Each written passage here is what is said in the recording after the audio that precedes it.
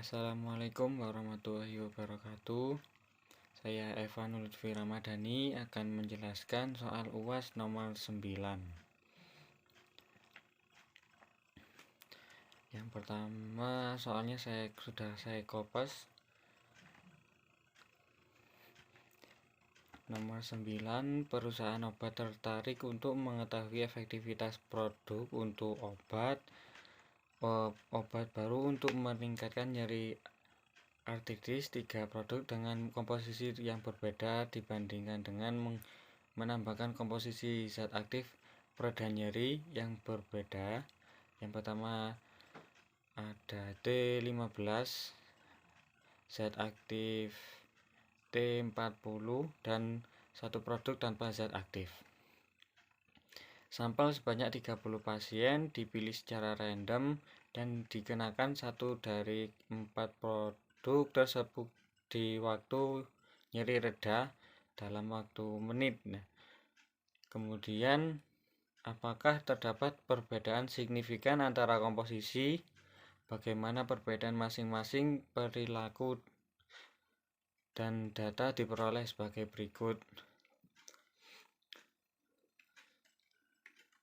Waktu nyeri reda dalam kurung menit, kemudian kontrol T15 dan T40.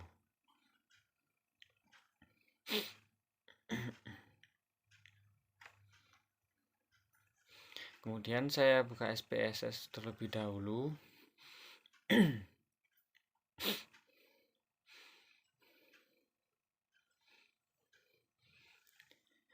Yang pertama saya masuk di variable view. Pada kolom pertama saya buat nama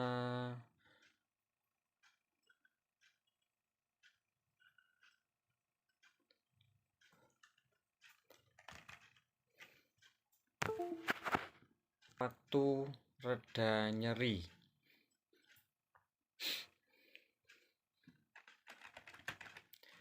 Kemudian yang kedua ya saya kasih zat aktif.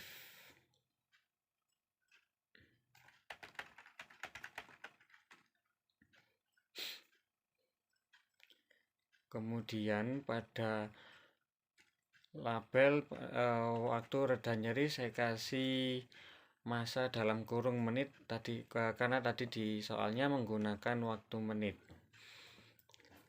Kemudian ke values, yang values pertama yaitu kontrol atau zat tanpa zat aktif. Yang kedua T15.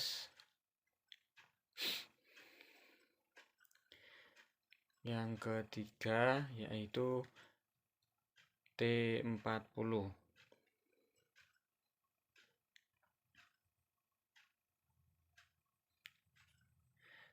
Saya klik OK, kemudian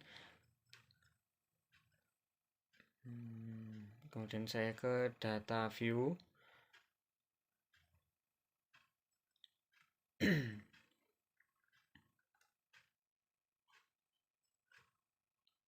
Ya, pada kolom zat aktif saya masukkan dulu nama-nama zat aktifnya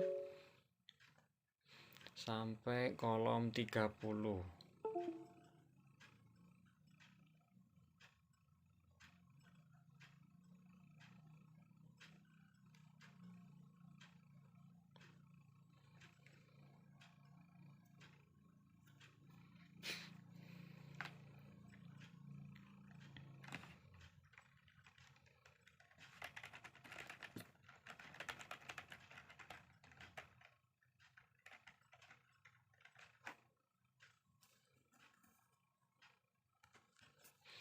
Kemudian pada waktu reda nyeri saya kopas dari soalnya, pertama dari kontrol atau tanpa zat aktif, saya copy.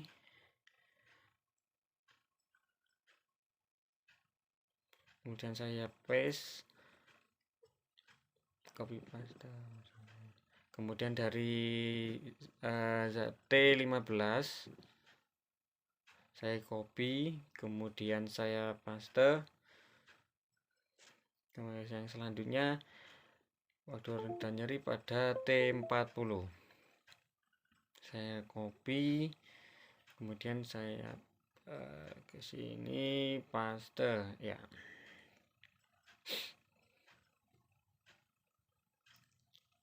Kemudian ke variable view saya rapikan dulu ya. Kemudian saya ke analisis, ke deskriptif statistik, kemudian ke explore untuk mengetahui data tersebut berdistribusi normal atau tidak. Dependent list, dan yang zat aktif saya masukkan ke factor list. Ke display saya klik bagian yang boot, kemudian masuk ke plot, saya centang normality plot with test ya. Kemudian continue, saya klik OK. Kemudian kita lihat dulu ke bawah.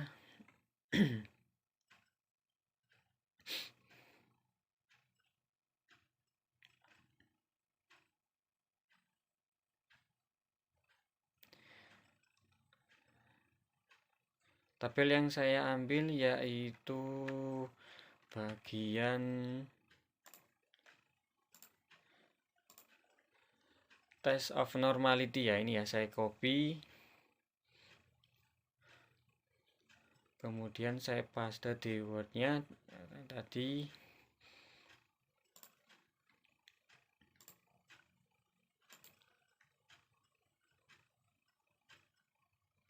Kemudian dasar keputusan uji normalitas. Yang pertama, jika nilai sig lebih besar dari 0,05,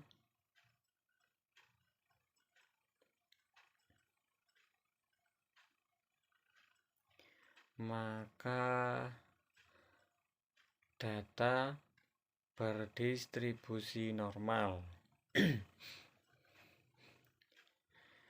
Jika nilai sig lebih kecil dari 0,05, maka data tidak berdistribusi. Tidak berdistribusi normal ya.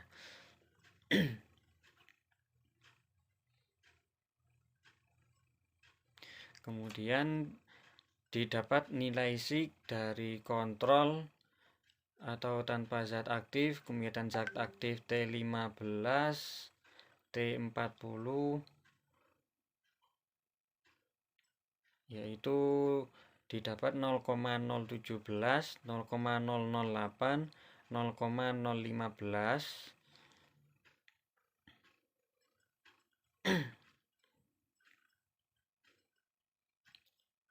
Jadi lebih kecil dari 0,05, maka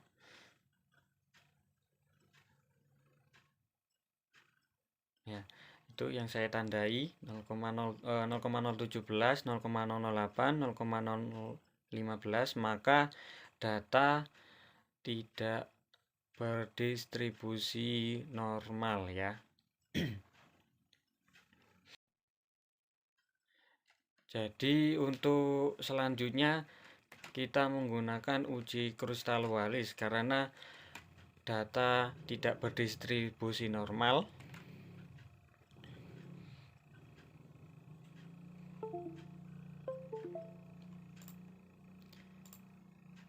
Kemudian saya masuk lagi ke SPSS-nya. Untuk langkah-langkahnya uji Kruskal-Wallis yaitu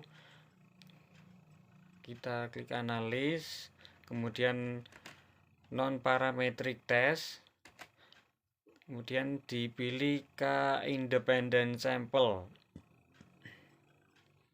Salah ini ya, bukan ini. Kemudian yang masa atau dalam waktu reda nyeri saya masukkan ke tes variabel list. Kemudian yang zat aktif saya masukkan ke grouping variabel. Kemudian yang tes tipe saya centang krustal Wallis H karena saya akan menggunakan uji krustal Wallis. Kemudian di finrange yang minimum saya isi 1, kemudian maksimum yaitu 3 karena datanya di sini ada 3 macam ya. Kemudian saya klik continue. Kemudian saya klik OK.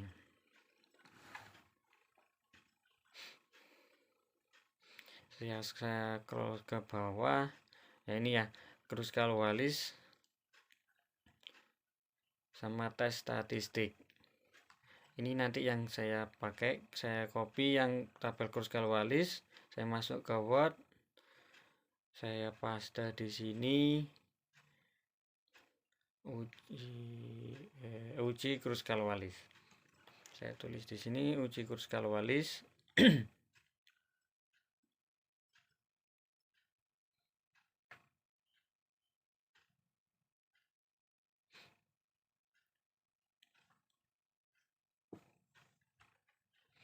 Ini tabelnya.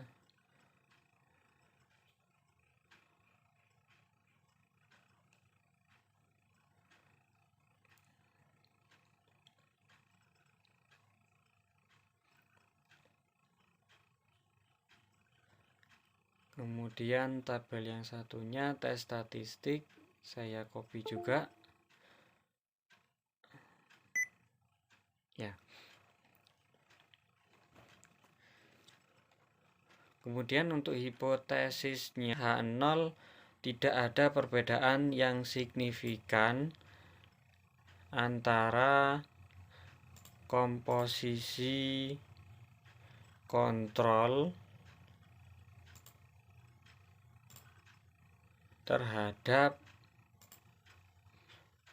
zat aktif T15, T40. Kemudian H1-nya terdapat perbedaan ya, kebalikannya dari H0. Saya kopas saja dari sini. Ya. Terdapat perbedaan signifikan antara komposisi kontrol terhadap T15 dan T40. Dasar pengambilan keputusan jika nilai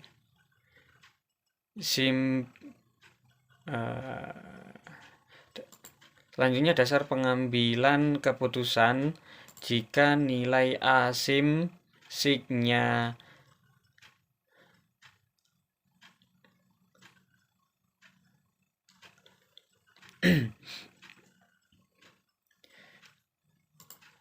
selanjutnya dasar pengambilan keputusan jika nilai asim signya lebih besar dari 0,05 maka H0 diterima. Yang selanjutnya jika nilai asim sig lebih kecil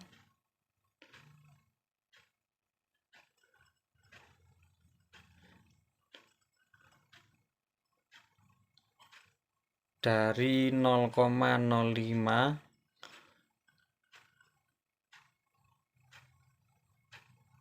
maka H1 ya maksudnya H1 diterima.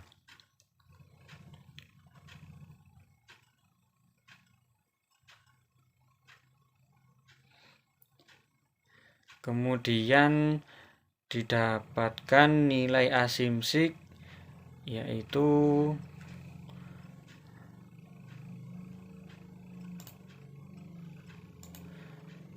0,090 maka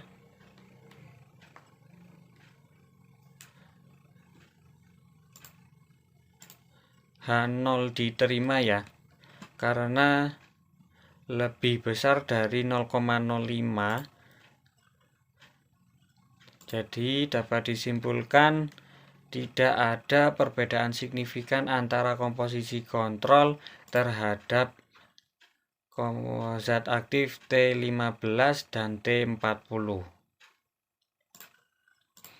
Yang ini ya, yang saya beri tanda garis bawah ini. Ini asimsiknya.